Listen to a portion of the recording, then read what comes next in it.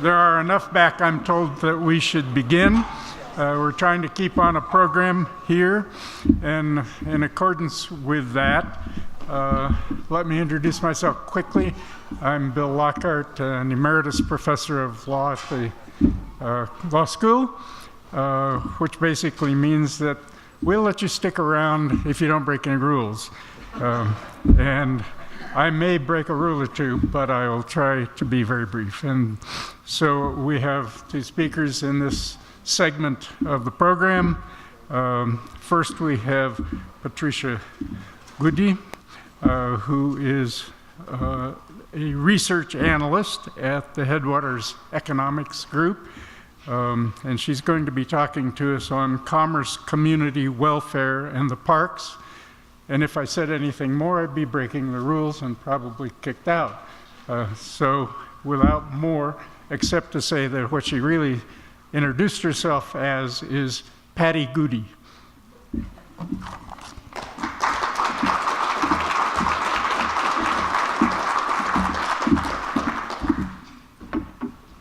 Okay, I'm going to turn on a mic that's attached to me. I tend to be a pacer. So my talk is on economics and land conservation. And I think I'll just, first of all, say how honored and pleased I am to be here. And then I'm going to go ahead and admit my bias. It's probably a characteristic that I share with, most of the people in this room, if not everybody. But I have always been an advocate of wildlife and wild places. And as a kid, growing up in Miami, Florida, I took every chance that I could get to hang out in the Everglades and in the wetlands and the mangrove swamps with the alligators and the raccoons and the herons, and even I was pretty good at putting up with the ticks and the chiggers and all the crazy critters that occur down there in South Florida. And it really made a big impression on me that the lands that I felt a strong connection with were being converted to shopping malls and subdivisions. And so when I was of the age, I went to the University of Florida and then later to Montana State University to become a wildlife biologist and to do everything that I could to save the last wild places. And it was probably during those years at school that I realized that most of the major land use decisions, and often pretty disastrous ones, I felt were being kind of argued on the basis of economics. And I also realized that for economics to take hold in this country or really anywhere around the world, it was pretty powerful to be able to demonstrate what benefit there was to people. So out of school, I hooked up with the folks at Headwaters Economics. We're a small group of economists. I guess that's what I am these days. And I have been there for the past 10 years or so, learning everything I can about the American West and the incredible public land resource that we have, and learning about the connections between land conservation and economics. So it's some of those insights that I'll share with you today, and some of kind of the collective knowledge of the folks at Headwaters Economics, where many of the staff have been at it far longer than I have. And some of what I'll describe is fairly obvious. Sometimes I joke that I make a living quantifying the obvious, like the fact that people care about quality of life. And some of what I'll share is more subtle and less known. And anyway, I find the information fascinating and exciting, and I hope that you will too. So the main question that we'll be addressing is, do the protected public lands of the American West, the congressionally designated wilderness, national monuments, and of course, national parks, do they stimulate the economy? Do they make people better off? And the answer is yes, but it depends. It depends, for example, on timing. At what point in history was the designation made? Is there a recession going on? What's happening with telecommunications and transportation infrastructure? It depends on people.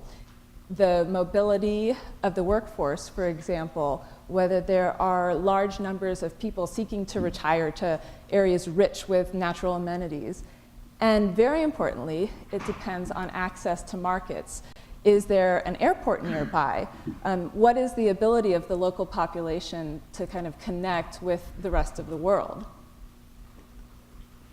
So I'm going to start with a little personal anecdote. In 2000, my husband and I moved from Central Florida to Bozeman, Montana, to attend the grad school in the ecology department at Montana State University. And the draw for us was the remoteness. I mean, just look at this incredible image that Montana State puts on their homepage to attract students. So we thought, yes, let's get the heck out of this overpopulated state, as near and dear as Florida is to me, and let's go someplace surrounded by wilderness.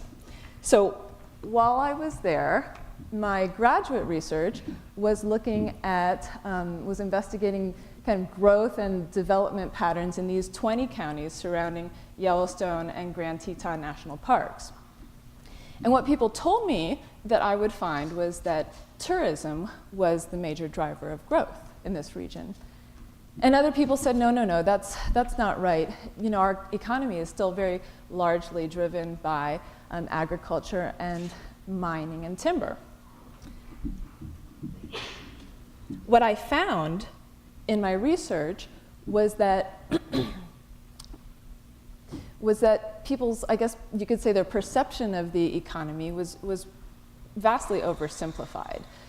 For one thing, you had this notion that the role of public lands was solely in their direct use, you know, for timber harvest, for mineral and energy development, for grazing, and even for recreation and tourism. In fact, those particular sectors of the economy make up less than 10% of the workforce. What you do see, and I'm going to show some more current data than from when I was in grad school, and I apologize for the small font.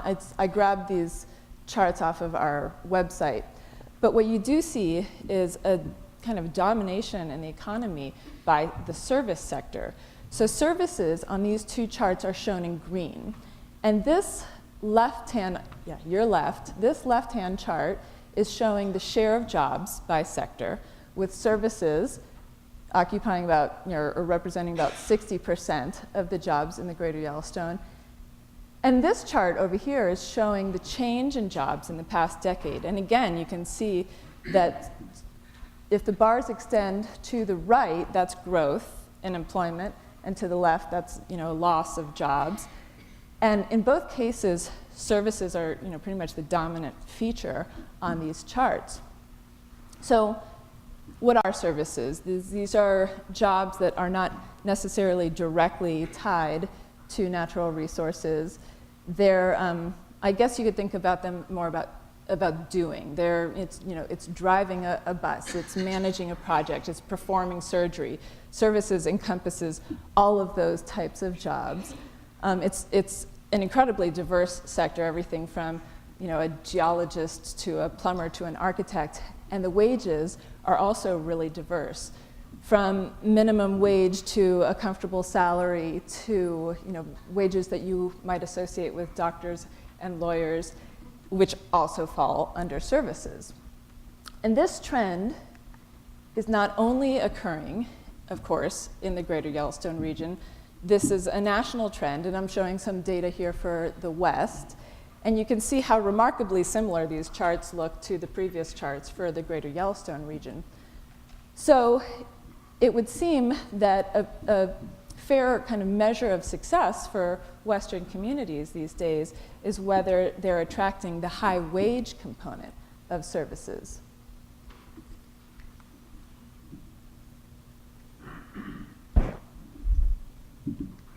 There we go.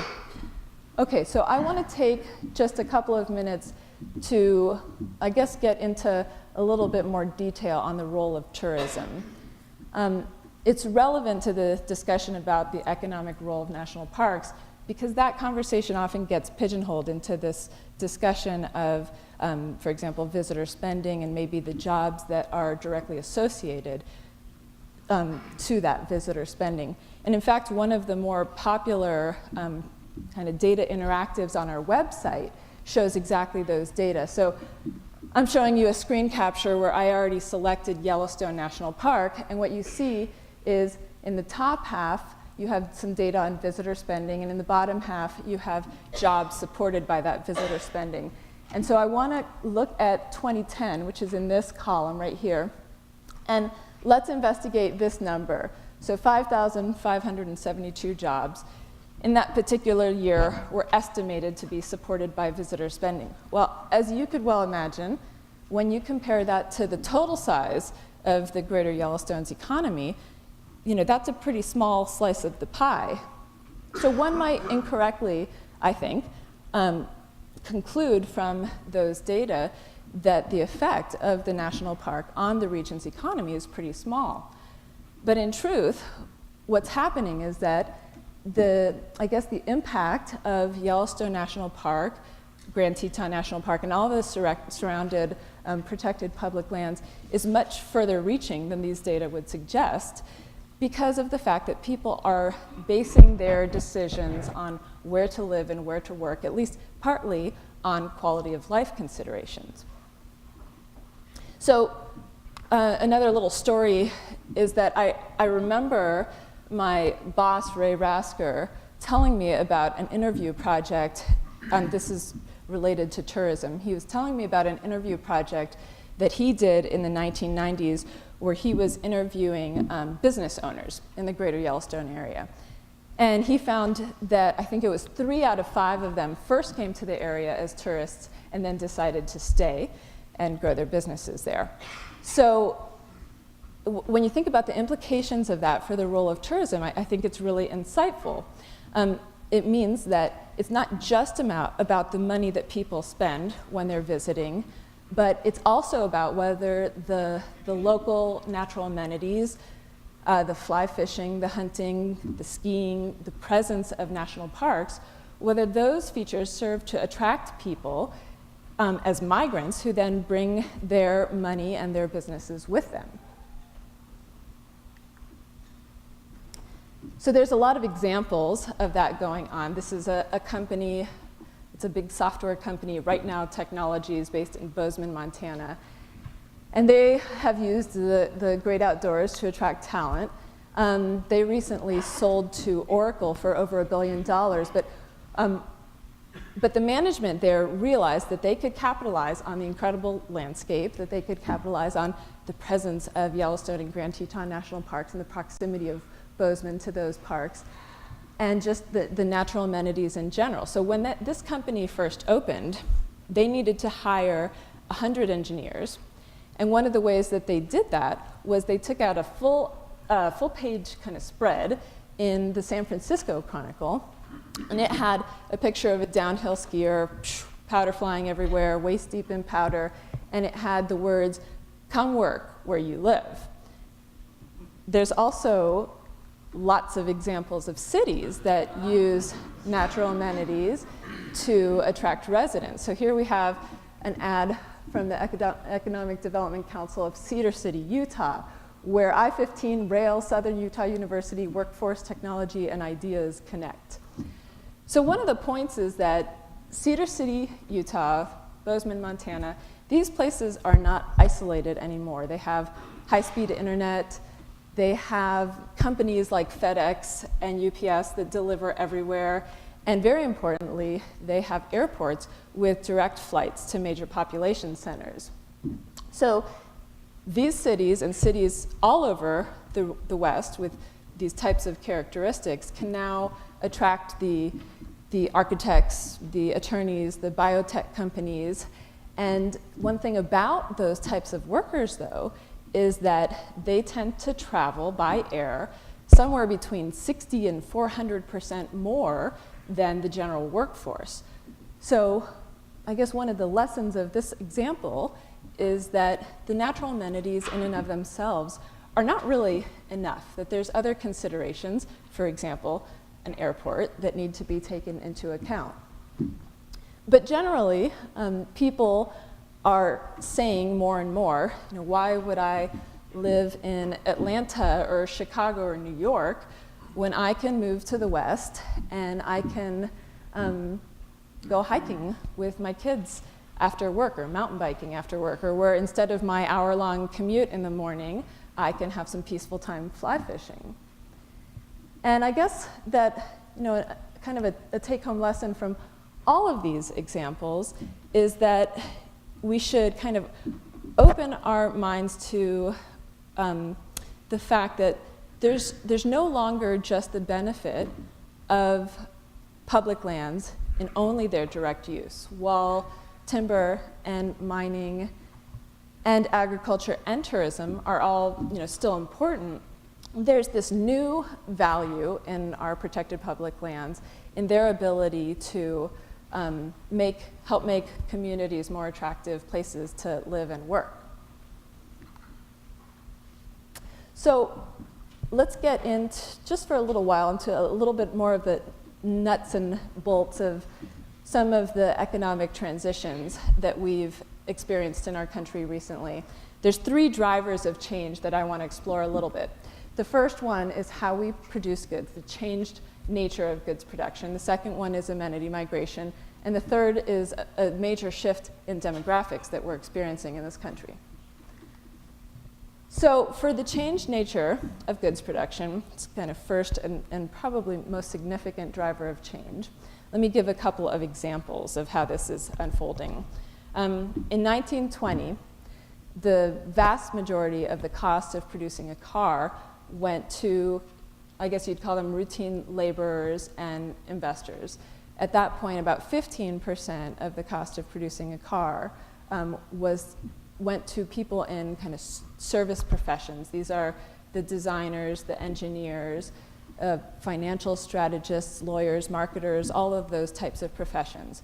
Well, today, more than 40% of the cost of producing a car goes to people in those professions. And that relationship is even more extreme for a lot of the high-tech items that we produce today. So let's take, for example, the semiconductor chip. Today, more than 85% of the value, rather of the cost of producing a semiconductor chip goes to people in service professions. And again, that's the engineers, the people handling patents, and those types of professions. And something that is unique about those professions is that those professionals can live and do just about anywhere. So today, the assembly line for goods production is really spread all over the world, even in rural areas. So that should give you some context, and I, again, apologize for the small font, but that should give you some context for why this green line showing growth in income from services is so steep in comparison to this orange line that shows growth in income from non-services. These are jobs in manufacturing and construction and the resource extractive industries. So this chart shows 1970 to present, and again, it's growth in personal income by these sectors.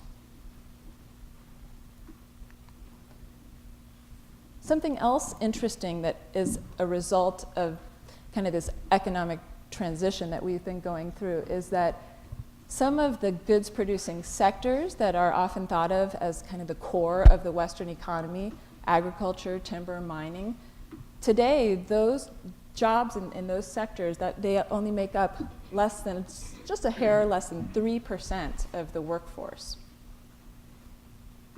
So some people think that this is largely a metropolitan phenomenon, but in fact this transition is happening even across the rural West. So if you exclude metropolitan counties, if you exclude even what's considered micropolitan counties, and you look at the counties of the West that have very low population, you can still see that green line, personal income from services, outpacing growth in personal income from non-services, again, the manufacturing, construction, and resource extractive industries. And I have a feeling that what's catching your eye is this blue line that's labeled non-labor, and I promise that we'll get back to that in just a sec. So the second kind of driver of change on the list was amenities migration. And I'm not going to go into too much detail since we have already discussed quite a few examples of that. But it's the notion that some people in some professions, particularly footloose individuals with mobile income like retirees, that those folks are basing decisions on where to live and work, at least partly on quality of life. Now, you can kind of intuitively know that the change that we've had in goods production has facilitated amenity migration because professionals now have more options for where they can live. And both growth in amenity migration and demographics, this demographic shift that I'll be telling you about in the coming couple of slides, both of those contribute to that growth in income from non-labor sources. So I'll talk about that demographic shift and what non-labor income is, kind of the driver of non-labor growth and what it means for our economy. So we all know that the population of our country is aging.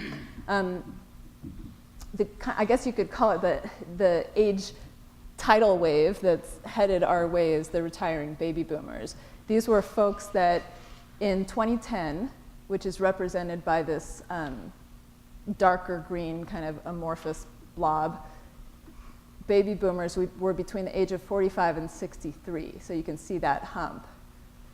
Now, by 2030, baby boomers will be over 65 years of age and represent 1 in every 5 people.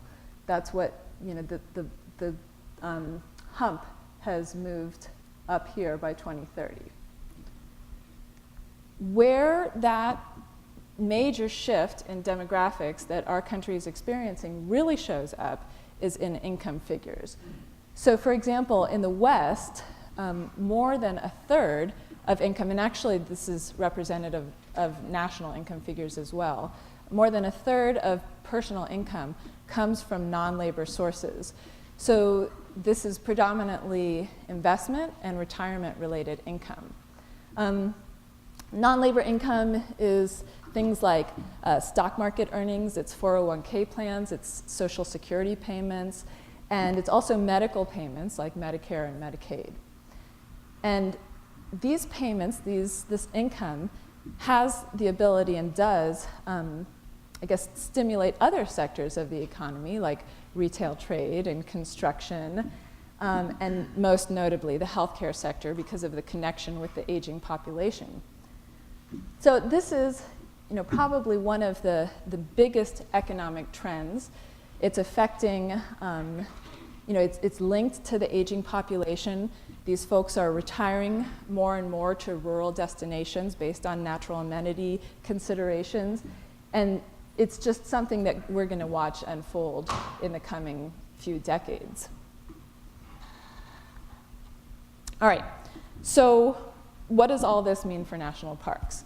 Can we actually say that national parks have a positive economic role for local economies? Can we demonstrate that? Can we quantify that? And the answer is yes, we can, but we need to tread a little bit carefully because it's not a simple story. So I'm going to talk about a couple of research projects really quickly that describe some of the nuances of this story. In the first research project, a handful of years ago, we classified public lands into a couple of categories based on level of protection. One, the more industrialized lands, and the other group that have a higher degree of protection from resource development. We also classified counties in the West into 3 categories. Metropolitan, those were the counties that had a community, a city of 50,000 or more, or where the residents could easily commute to such a city. Connected, shown in yellow, these are the places that are more in a rural setting, but they have an airport with direct flights to major population centers, and isolated, that neither have a big city nor a big airport. So what we found, let me go back for a second. What we found was that in the metro areas, there was not really evidence of an effect of protected public lands for metro areas. And I think you can take Seattle, for instance. It would be hard to argue, probably, that Mount Rainier Olympic National Park and North Cascades National Park will have a discernible impact on the economy of a place like Seattle, because it's such a big metropolitan system. That would be pretty hard to tease out. For isolated areas, we did find an effect, but it was really closely tied to employment in government and in tourism industry. For these yellow places, the connected counties, we found that this was where you had the strongest relationship between protected public lands and growth in many kind of traditional economic growth metrics: population, employment, income, and wages. And for these places, it seems like the ones in a rural setting with an airport, with direct flights to a major population center, these are the places that are in the best position to capitalize on their public land assets, to use them to attract and retain residents and talent. So I guess you could say that we keep hitting this lesson that the natural amenities, the national parks, in and of themselves are not enough. There's other economic development criteria that are coming into play. So I think I'm pretty low on time, is that right? So I'm going to skip over this slide. I'll do a 10-second version of this slide to say that you can quantify the effect of protected public lands in general, even though there's variation in the types of counties and how they can benefit from protected public lands. On average, across the non-metro West, you do see that the presence of protected public lands like national parks are tied to things like per capita income. So on this slide, for a gain of 10,000 acres of protected public lands, there is evidence that per capita income tends to go up by about $436. So, you can do the math and see that it's a fairly significant effect. Just to give you a little context, the average per capita income in the non-metro West is just under $35,000. So the economists at Headwaters are not the only ones noting these trends. In 2011, more than 100 economists, including 3 Nobel laureates, got together to write a letter to President Obama describing how public lands, the federal protected lands, are an economic asset and how they contribute to the region's competitive advantage. But I don't think it does us too much good to oversimplify this story, so I want to leave you with the idea of an economic development checklist.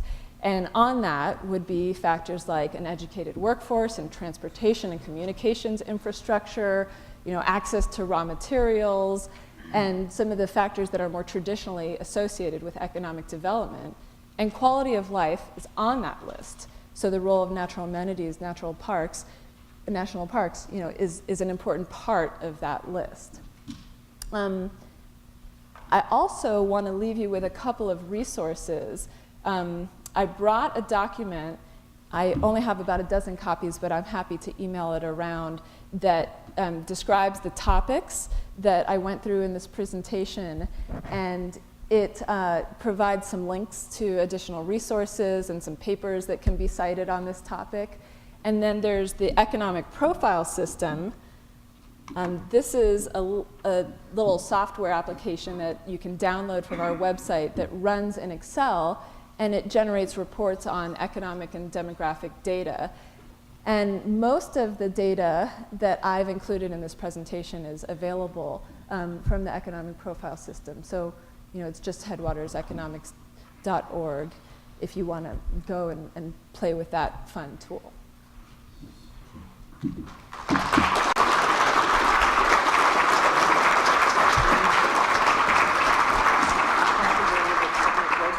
Oh yeah, I'd love to take questions. I apologize if I didn't leave much time. You need to limit the time on those questions. Okay, maybe 2? I have more of a comment. Okay. What you said, you very nicely described the positive impacts of national parks on the local economies. I would like to argue that this will also be the biggest challenge, current challenge and future challenge for national parks. Because the growth we see in the West not only has direct negative impacts on national parks and other wildland areas. For example, those of you who know Saguaro National Park, the East Unit in Tucson, has large problems with encroachment due to the expansion of the city of Tucson. We will also face long-range negative impacts, as is evident, with the water dispute in the Snake Valley here in western Utah and eastern Nevada.